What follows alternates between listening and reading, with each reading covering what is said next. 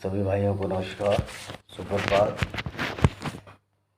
भाई, आज का जो टॉपिक है बड़ा संजीदा टॉपिक है। पहले अगर चाहें तो इस वीडियो को पहले शेयर कर दें, लाइक करें और आइकॉन बटन दबाएं, जिससे कि सारे जो हम बना रहे वीडियो आपको उसका नोटिफिकेशन, उसकी सूचना मिलती रहे।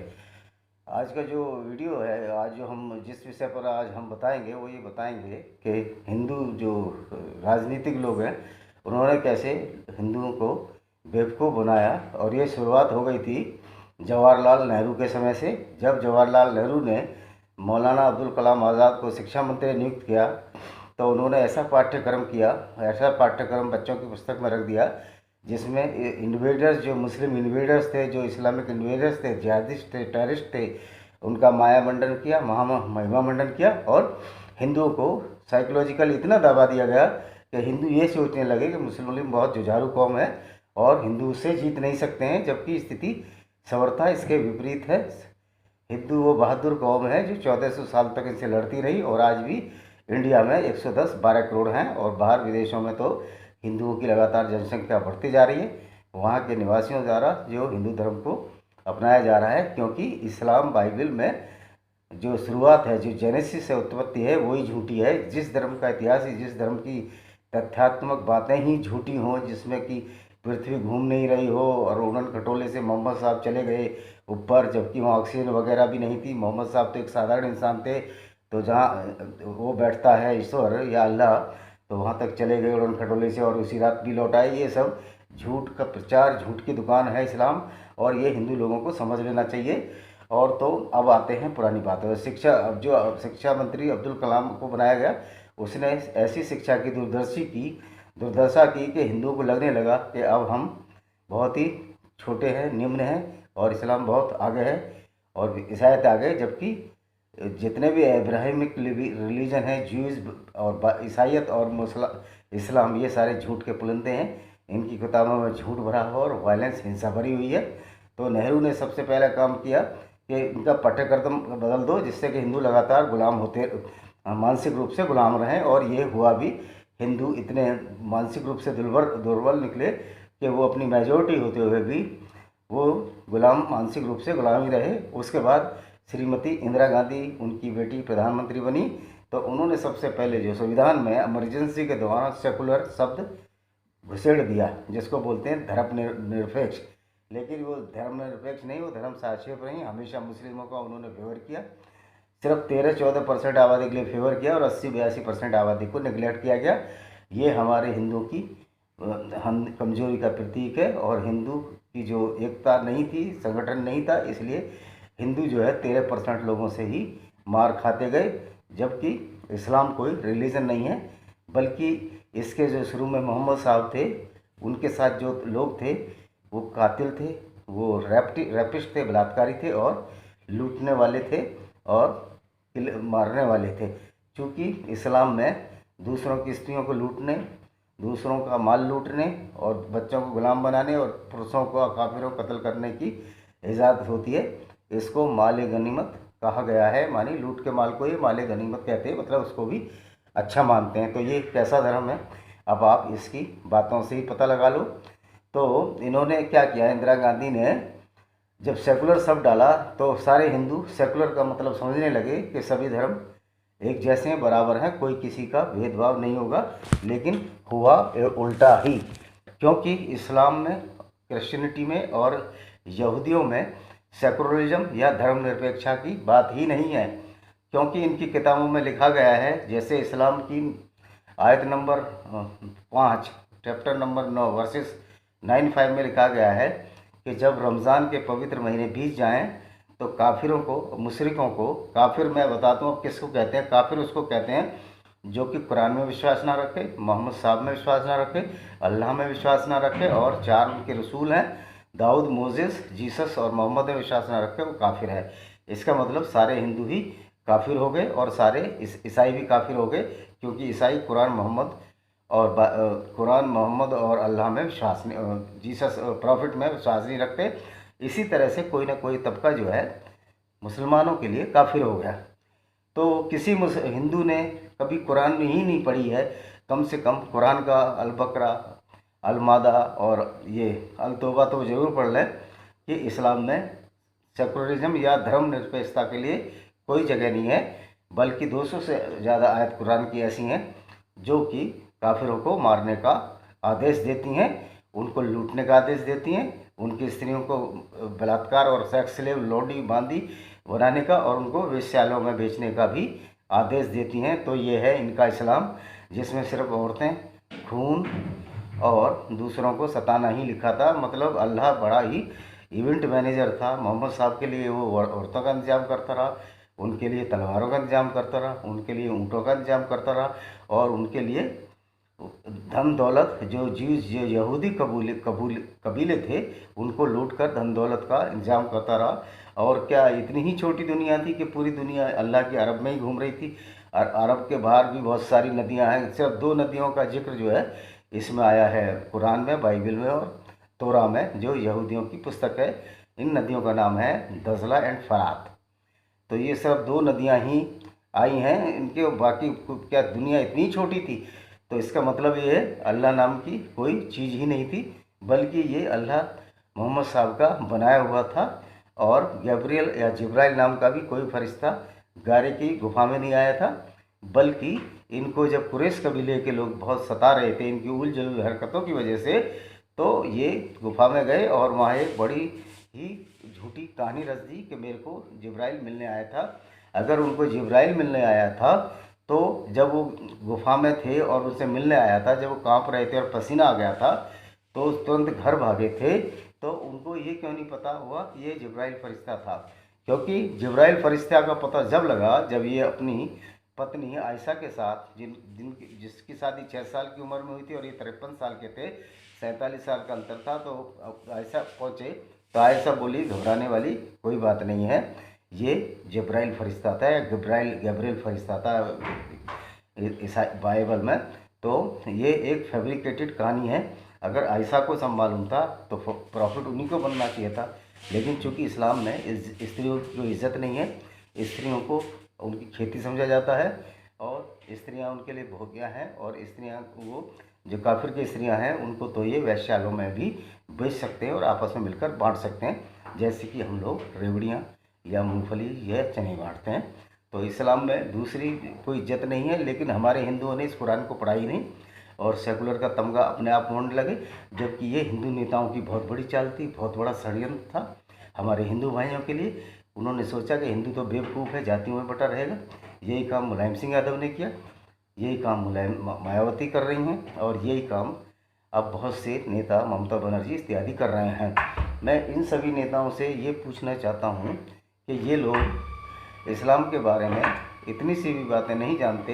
हिंदू लोग तो अभी भी जानबूझकर अनभिज्ञ बने हुए हैं, जबकि इस्लाम में धर्मनिरपेक्षता नाम की कोई चीज़ नहीं है। उसमें तो साफ कहा है कि यहूदी, क्रिश्चियनों और काफिरों से दोस्ती ना करो। तो ये सेकुलरता का जो बहाना है ये हिंदुओं का गला घोटने के लिए, और हिंदुओं को एक स्लो पॉइजन दिया गया इंजेक्शन, जिससे कि हिंदुओं की क्षति होती रहे। और सेकुलरिज्म के नाम पर सारे इन्वेडर्स, अत्याचारी, बलात्कारी लीडरों को, बलात्कारी शासकों को एक जैसे अकबर द ग्रेट को बना दिया। उस अकबर महान था, अकबर बिल्कुल महान नहीं था। शुरुआती दिनों में जब वो गद्दी पर चढ़ा, बहुत शुरुआती दिनों में 1554 या 55 की बात रही होगी, जब ये गद्दी पर चढ़ा तो इसने सबसे पहले कांगड़ा मंदिर को लूटपाट की। उसकी 500 या 600 गायों को तीरों से मार दिया गया। उनके सर काट कर कांगड़ा जो हिमाचल में है उसके दरवाज़ों पर लटका दिया गया, और वहाँ के पृष्ठ सारे जितने भी पुजारी थे उन सबको मारा गया। तो और उसके बाद इसने वो मारकाट और वो लूट मचाई, और ये अकबरी था जिसकी वजह से जो चित्तौड़ में एक जौहर हुआ जिसमें 10,000 रानियाँ हिंदू स्त्रियाँ जो जलकर मर गईं, ताकि उनकी इज्जत आबरू खराब ना हो जाए। तो ये अकबर महान नहीं था, ये अकबर कमीना था, अकबर ग्रेट नहीं था, अकबर फेक था। तो इन कहानियों पर हमारे हिंदू भाई चलते रहे, और मेरा किसी भी मुल्ला मौलवी से ये वो आग्रह है कि अगर वो बहस करना चाहे इस मुद्दे पर तो कर सकता है, क्योंकि कुरान जो है एक भगवान की या अल्लाह की दी हुई पुस्तक नहीं है। ये एक झूठ का पुलिंदा है जो कि हिंसा फैला रहा है। और हमारे मुस्लिम भाई भी इसको समझें कि जो अल्लाह और प्रॉफिट ये भी नहीं जानता कि जो आसमान है वो सात नहीं है, वो एक खाली जगह है। और जो अल्लाह ये भी नहीं जानता और मोहम्मद ये भी नहीं जानता कि पृथ्वी जो है घूम रही है सूर्य के चारों तरफ, बल्कि ये उल्टी साइंस पढ़ा रहा है कि सूर्य पृथ्वी के चारों ओर घूम रहा है। जो अल्लाह ये भी नहीं जानता, जो प्रॉफिट और ये भी नहीं जानता कि जो सूर्य जो है पृथ्वी से कई लाख साल पुराना है, यानी कि पहले बना है। जबकि इनकी कुरान और बाइबल दोनों ये कह रही हैं कि सूर्य जो है चौथे दिन बना और पृथ्वी पहले से ही थी। अच्छा ये बताइए, अगर पृथ्वी पहले ही से थी तो पृथ्वी को किसने बनाया? इसका भी उत्तर कुरान और बाइबल दोनों में नहीं है। तो इस तरह जो ये कुरान में सबसे जितने भी आक्रमणकारी थे, क्योंकि कुरान में ही लिखा है काफिरों की पूजा और इनके सारे स्थलों को तोड़ो, तो उन्होंने हमारे 47,000 मंदिर तो खाली खाली कश्मीर में ही तोड़े गए हैं। और 2 लड़कियों को तो इन्होंने जिंदा रैप करने के बाद इनको उनकी आंखें निकालने और जिंदा ही उनको जला दिया, जिंदा ही उनको आरे से काट दिया, जिनका नाम बबली रैना और दूसरी टिप्पू थी। और इस तरह इन्होंने बहुत ही जघन्य काम किए।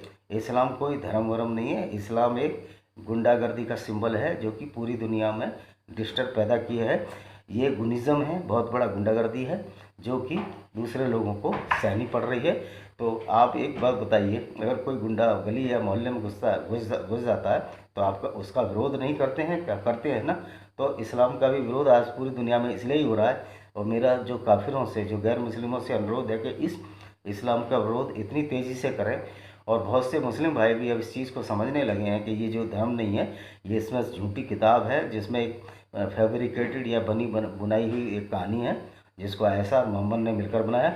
और उसमें जो है जो जो इनको अच्छा लगा, अगर एक बार इन्होंने जायद जो इनका दत्तक पुत्र था उसकी स्त्री को कपड़े उतारते देख लिया तो एक नई आयत उतार दी कि आप जो सगे पुत्र वधू से विवाह नहीं कर सकते, लेकिन जो अडॉप्ट है उससे कर सकते हैं। तो इन्होंने जितनी भी कुरानिक आयतें उतरी हैं, और उतरी उतरी कुछ नहीं है, मोहम्मद साहब के दिमाग की उपज है, कोई ऊपर आसमान से उड़कर नहीं आई है। जो जो इनके फ़ायदे की आयतें थी उन्होंने उतार दी। जब लूटा गया तो लूट को माले गनीमत के रूप में आयत उतार दी, और जब काफिरों को मारना हो तो 9:5 उतार दी, जब हाथ पैर काटने हो तो अलमायदा 5:33 उतार दी। और 5:32 में ये कहा गया कि किसी भी एक इंसान का खून पूरी इंसान का कत्ल है, लेकिन 5:33 में ये कहा गया है कि काफिर के हाथ पैर काटो या उसको जिला बदर कर दो। तो ये इतनी झूठी कहानियों को हमारे पढ़े लिखे मुस्लिम भाई मान रहे हैं। और दूसरी बात यह है कि एक मुसलमान 20 के बराबर भारी होगा, फिर थोड़ी देर बाद अल्लाह बोलता है प्रॉफिट साहब के 1 के बराबर 10 होगा। तो मैं कहता हूं कि ये तो बिल्कुल उल्टा ही हुआ कि जब 5-6 हज़ार की सेना से ज़्यादा नहीं थी बांग्लादेश में, इंडिया में उन दिनों जब वार चल रही थी, ये तो बाद में डिस्क्लोज किया इस रहस्य को। 5,000 की सेना से 53,000, जो 5,000 की काफिर सेना ने 53,000 मुस्लिमों, 93,000 मुस्लिमों पाकिस्तानी फ़ौज को सरेंडर करा दिया। तो कितना दम इन इस्लाम वालों में है। और ये तो सारे कन्वर्टेड मुसलमान हैं। अगर ये जितने भी कन्वर्टेड मुसलमान हैं जो हिंदुओं से हुए हैं, तो वो अगर हिंदुओं को गाली दे रहे हैं तो वो अपने पुरखों को ही गाली दे रहे हैं। तो इससे ज़्यादा कमीनापन क्या हो सकता है? जो कि जावेद मियादाद जैसा पाकिस्तानी बेवकूफ़ स्टूपिड, जो कि एक गुंडे दाऊद इब्राहिम का समधी है, तो ये लोग अंदर से बिल्कुल खोखले हैं, इनमें कोई दम नहीं है। जावेद मियादाद कहता है हिंदू कमज़ोर है, हर हिंदू कमज़ोर नहीं है। अभी भी जो 120 करोड़ दुनिया में हिंदू हैं कमज़ोर नहीं है। कमज़ोर तुम्हारे बाप दादे थे, जिनको ज़बरदस्ती तुम्हारी दादी परदादियों को ज़बरदस्ती बलात्कार किया गया, मोलेस्टेड किया गया। अब्दुल कादिर जो उनका साइंटिस्ट है उसको अप्रोच किया, उसके बाद उनके गर्दन पर तलवार रखी गई और ये तलवार के बल पर सलवार पहने हुए मुस्लिम हैं, जिसमें डॉक्टर अब्दुल कादिर जो कि हॉलैंड से टेक्नोलॉजी परमाणु बम की चुरा लाया था, जो भोपाल में पैदा हुआ और पाकिस्तान में रहता है, वो कहता है कि अगर हिंदुओं के जो आइडियल रणजीत सिंह हैं और ये छत्रपति शिवाजी और महाराणा प्रताप हैं, तो हमारे आइडियल ये मोहम्मद गोरी और गजनवी हैं। जिन लोगों के आदर्श, जिन लोगों के आइकॉन ऐसे लुटेरे बलात्कारी हैं, वो किस तरह के लोग होंगे। और इसके पास कहता इस्लामी बम आ गया है। ये बताइए, एटम बम तो एटम बम होता है, वो इस्लामी बम क्या पूजा कर नमाज़ पढ़ता है कि 5 टाइम की, या उम्रा गया है, या हज पे गया था, या रमज़ान रोज़े रखता है? तो ये सब इतने स्टूपिड बेवकूफ़ लोग हैं। और ये अल्लाह दुनिया में कुछ नहीं, ना कुछ अल्लाह की ताकत है। ये सब बनी बनाई एक मानसिक दबाव बनाने के लिए काफिरों पर एक स्टोरी है। ना अल्लाह में दम है और ना इनके प्रॉफिट में दम है, क्योंकि प्रॉफिट ने सारे उल्टे काम किए जो कि मानवता के खिलाफ थे। ये प्रॉफिट का कार्य नहीं होता है कि वो स्त्रियों के लिए, पैसे के लिए, धन दौलत के लिए और लोगों को मारता फिरे। और ये जो हमारे राम कृष्ण लॉर्ड से ये तुलना करते हैं, राम और कृष्ण का कुछ चरित्र था। वो युद्ध जब ख़त्म हो जाता था शाम के टाइम, तो पानी पिलाने के लिए भी दोनों तरफ महाभारत में आदमी रख कर रहते थे। यहाँ तो कश्मीर में जो हिंदू को मारा उसकी लाश पर नाश करे, गोलियां मार मार के। जो अभी जो 1990 की बात है, उसके बाद उसकी लाश पर नाचे, एक लड़के की लाश पर चारों तरफ घूम घूम कर नाचे। तो ये जो इस्लाम है एक दरिंदगी है, बहसियत है, गुंडागर्दी है। कितने इसके नाम दिए जाएं उतने ही कम हैं। और ये जो अगर हेट स्पीच में किसी को अरेस्ट करना है तो सबसे पहले इस कुरान को बैन करो, क्योंकि कुरान जो है सबसे बड़ी हेट रिटन बुक है। और इस्लाम के मानने वाले फॉलोवर्स को, जो कि उनको मानते हैं, जो कि सच्चे मुसलमान हैं, उनको अरेस्ट किया जाए, तब एक हिंदू या काफिर को अरेस्ट किया जाए। और ये ही आपको कोर्ट में बोलना है जज से या उससे कि भाई आप कुरान पर बैन लगाइए, उसके बाद हमारी अरेस्ट की बात कीजिए। चूँकि जो कुरान है, कुरान का जो रिटिन इतिहास है, वो शांति को भंग कर रहा है। और इसके लिखने से, इसको पढ़ने से ऐसा प्रतीत होता है ये किसी मूर्ख द्वारा लिखी हुई वस्तु है, जिसमें भी साइंस का तनिक भी लेस मात्र भी ज्ञान नहीं है। ये एक जाहिल आदमी द्वारा लिखी हुई पुस्तक है। जिसने भी लिखी है शायद इस उम्मीद से लिखी होगी, उस ज़माने में उनकी वाह वाह हो रही होगी। उन्होंने सोचा अगले आने वाले ज़माने में भी ऐसा ही चलता रहेगा, लेकिन होगा इसके उल्ट, क्योंकि झूठ जो है टिकता ज़्यादा नहीं है। तो मेरे हिंदू भाइयों से यही अनुरोध है कि ऐसे हिंदू नेताओं को अगर वो सेकुलर का नारा भाषणों या मंच पर लगाए, पीछे से शोर मचाओ और उनसे पूछो कि सेकुलर वर्ड कुरान में कहाँ है, हमने कुरान पढ़ी है, आप बताइए। और हिंदुओं के वैदिक ग्रंथों में तो है वत्सुधैम कुटुम्बकम सर्वे भवन्तु सुखमया सर्वते भवन्तु निरामया। तो हिंदू धर्म में, यह हिंदू नहीं, धर्म तो सनातन वैदिक है।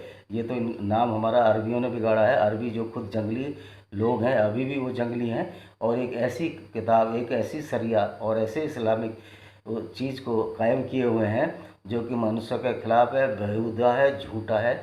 और ये लंगड़ी लूली किताब है कुरान, इसमें कहीं से भी वास्तविकता नज़र नहीं आती है। और इस झूठी किताब को हमारे मुस्लिम भाई, कम से कम 40 से 50% मुस्लिम भाई इस्लाम अंदर से छोड़ चुके हैं। तो ये हम हिंदू भाइयों का, काफिरों का कर्तव्य है, अगर उनके खिलाफ कोई फतवा हो तो उनकी रक्षा की जाए, जैसे कि डॉक्टर सैयद वसीम रिजवी ने 26 आयतों के बारे में लगाया है। तो उन सैयद वसीम रिजवी को भी हिंदुओं को शेल्टर करना है, उनको बचाना है, उनको सेव करना है। और ये गर्दन वर्दन काटने की बातों में इनकी डरना नहीं है।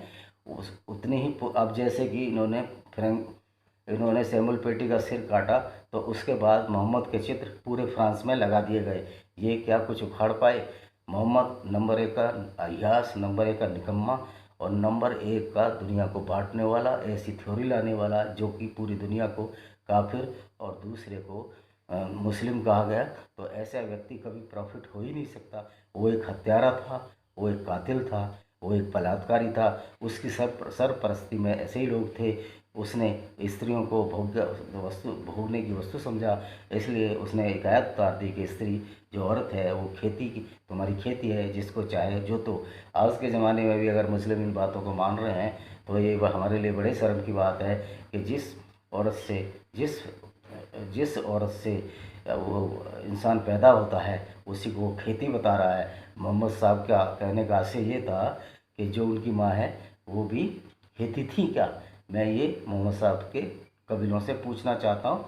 दूसरा कि ये जो मोहम्मद साहब के जो माँ बाप थे वो भी इस्लाम के अनुसार काफिर हुए, तो मोहम्मद एक खुद काफिर की औलाद था, तो दूसरे काफिरों से क्यों नफरत करता था? ये समझ से परे है। लेकिन इतना ज़रूर है, वो कोई प्रॉफिट नहीं था। वो उस ज़माने के हिसाब से एक रंगदार था, जिसने कि पूरे कबीले को, कुरैश कबीले के कुछ लोगों को इकट्ठा किया और दूसरों को मारा, उनकी स्त्रियों के साथ रैप किए। 13 शादी तो इन महानुभाव ने खुद की थी। तो एक बड़े जिसमें मास्टर राजपाल ने किताब भी लिखी है, रंगूला रसूल, जिस मास्टर राजपाल की बाद में एक अब्दुल नाम के बढ़े ने हत्या कर दी गई। लेकिन ये लॉजिक पर क्यों नहीं आते हैं, हत्या की बात करते हैं। तार्किक ज्ञान में सारे मुस्लिम पिछड़ते हैं। इनको चैलेंज है, डॉक्टर जोकर नालायक, जो जाकिर नालायक को भी चैलेंज है, अगर वो कुरान को ईश्वर की पुस्तक बता दे। और प्रॉफिट मोहम्मद की बहुत सारी गलतियाँ ऐसी थी जिसमें वो बहुत छोटी छोटी गलतियाँ करते थे और लगता था एक साधारण इंसान है। वो व्यक्ति सिर्फ अपने प्लेजर के लिए, अपने भोग विलास के लिए और अपने धन दौलत के लिए जिया। उसने मानवता को कुछ नहीं दिया सिवाय इसके कि वो दुनिया को दो भागों में बांट गया। वो बहुत काला दिन था 610 को, जब ये गारे गुफा में गया और पूरी दुनिया को काफिर और मुस्लिम में बांट दिया। जो आज तक हम उसकी इस गड़बड़ी को, वो तो चला गया, मर गया, लेकिन उसकी गड़बड़ी को आज हम सब हिंदू मुसलमान सिख ईसाई सब ढो रहे हैं। तो ज़रूरत है ऐसी कुरान को या तो बैन लगाया जाए या बहिष्कार किया जाए। मेरी अपील है मुस्लिम भाइयों से भी, इस कुरान की जो गलतियां हैं जो वसीम रिजवी ने जो कोर्ट में लगाई है, उसका जो आप सपोर्ट कीजिए। और इन्हीं शब्दों के साथ मैं अपने आप को विराम देता हूँ। जय हिंद, वंदे मातरम।